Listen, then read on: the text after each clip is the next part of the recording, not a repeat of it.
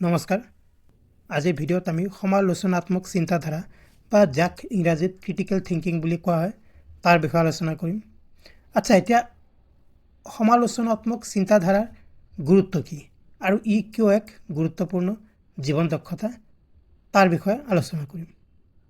সমালোচনাত্মক চিন্তাধাৰা বা ক্ৰিটিকেল থিংকিং যাক ইংৰাজীত কোৱা হয় তাৰ মানে কি? তাৰ মানে হ'ল স্পষ্টভাৱে, যুক্তিযুক্তভাৱে আৰু স্বতন্ত্ৰভাৱে চিন্তা কৰাৰ ক্ষমতা।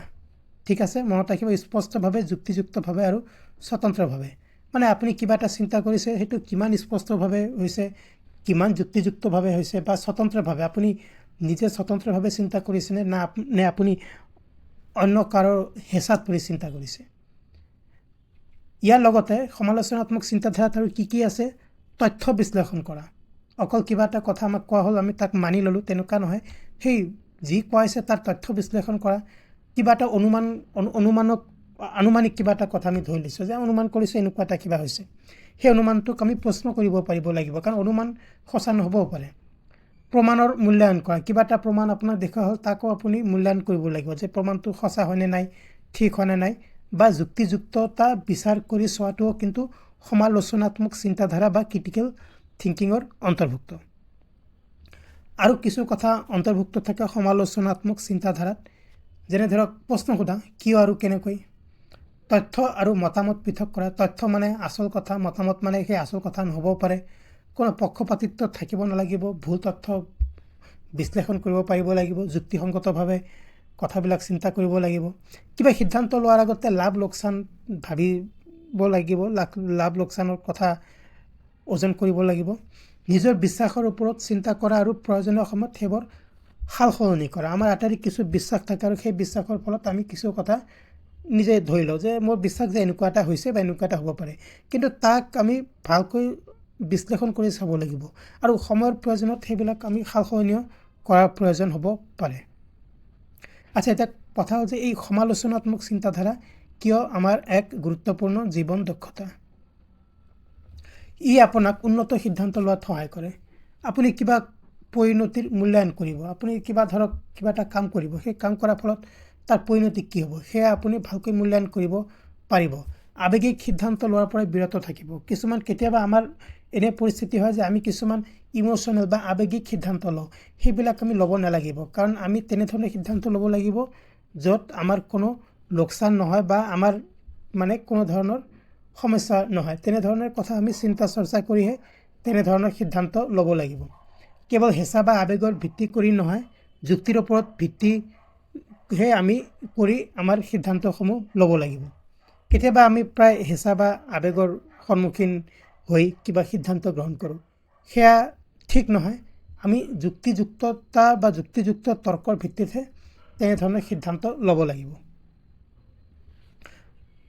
সমালোচনাত্মক চিন্তাধাৰাই আপোনাক ভুল তথ্যৰ পৰা ৰক্ষা কৰে। কিবা এটা আপুনি খবৰ এটা পালে বা কিবা এটা জানিব পাৰিলে, সেয়া সঁচা হয়নে নহয় তাৰ উৎসসমূহ পৰীক্ষা কৰিব লাগিব। যিকোনো চাঞ্চল্যকৰ দাবীক প্ৰশ্ন কৰিব লাগিব, সেইটো কথা সঁচা হয়নে নাই বা সঁচা হ'লেও কেনেকৈ সঁচা ইত্যাদি কথা। কোনো অপপ্ৰচাৰ বা উৰা বাতৰিৰ দ্বাৰা হেতালি খেলাৰ পৰা বিৰত থাকিব লাগিব, কাৰণ অপপ্ৰচাৰ বা উৰা বাতৰিৰ দ্বাৰা প্ৰায় বিভিন্ন কথা ইফাল সিফাল হোৱা দেখা যায়। সেইবিলাকৰ সত্যতা কিন্তু আমি জানিব লাগিব, সেইবিলাকৰ সত্যতাৰ ওপৰত আমি প্ৰশ্ন কৰিব লাগিব। সমালোচনাত্মক চিন্তাধাৰাই আমাক তাকেই শিকায়। সমস্যা সমাধানৰ ক্ষমতা উন্নত কৰে।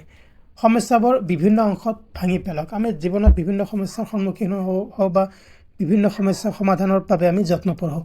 সেই সমস্যাবিলাক মানে আমি সৰু সৰু অংশত ভাঙিব লাগিব, মূল কাৰণ চিনাক্ত কৰিব লাগিব কি হৈছে, আৰু একোটা সমস্যাৰ একাধিক সমাধান আমি অন্বেষণ কৰিব লাগিব যে আমি এইটো সমস্যাৰ কাৰণে এইটো সমাধান ল'ম নে সেইটো সমাধান ল'ম নে এনেধৰণৰ কিবা সমাধানৰ বাট ল'ম। সেইখিনি কথা আমি ভালকৈ মানে স্বতন্ত্ৰভাৱে, মুক্ত মনেৰে আৰু যুক্তিযুক্তভাৱে চিন্তা কৰিব লাগিব।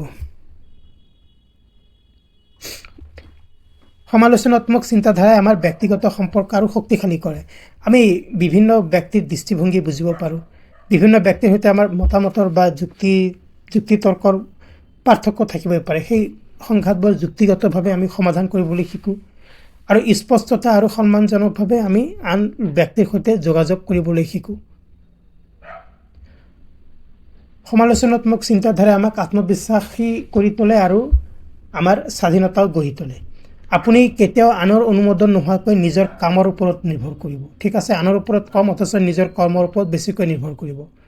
আপুনি আপোনাৰ সিদ্ধান্তৰ কাষত থিয় হ'ব, মানে আপুনি আপোনাৰ মুক্ত মনেৰে যি চিন্তা কৰিছে, যুক্তিসংগতভাৱে যি চিন্তা কৰিছে, সেই চিন্তাৰ ফলত যি সিদ্ধান্ত লৈছে, আপুনি সদায় সেই সিদ্ধান্তক সমৰ্থন দিব আৰু মানসিকভাৱেও আপুনি অতি সহনশীল হৈ পৰিব। ঠিক আছে, স্থিতিস্থাপক মানে আকৌ আৰু বেছি সহনশীল হৈ পৰিব মানসিকভাৱে। গতিকে বন্ধুসকল, এইখিনি আছিল সমালোচনাত্মক চিন্তাধাৰা কি বা ইয়াৰ কিয় গুৰুত্ব আৰু ই কেনেকৈ আমাৰ কাৰণে গুৰুত্বপূৰ্ণ জীৱন দক্ষতা, এইখিনি আলোচনা কৰা হ'ল। আই হোপ ভিডিঅ'টো আপোনালোকে ভালেই পাইছে। যদি ভাল পাইছে প্লিজ লাইক কৰক, শ্বেয়াৰ কৰক। চেনেলটো যদি ছাবস্ক্ৰাইব কৰা নাই প্লিজ ছাবস্ক্ৰাইব কৰক। এনেধৰণৰ এটা ভিডিঅ'ত অতি সোনকালে লগ পাম। ধন্যবাদ।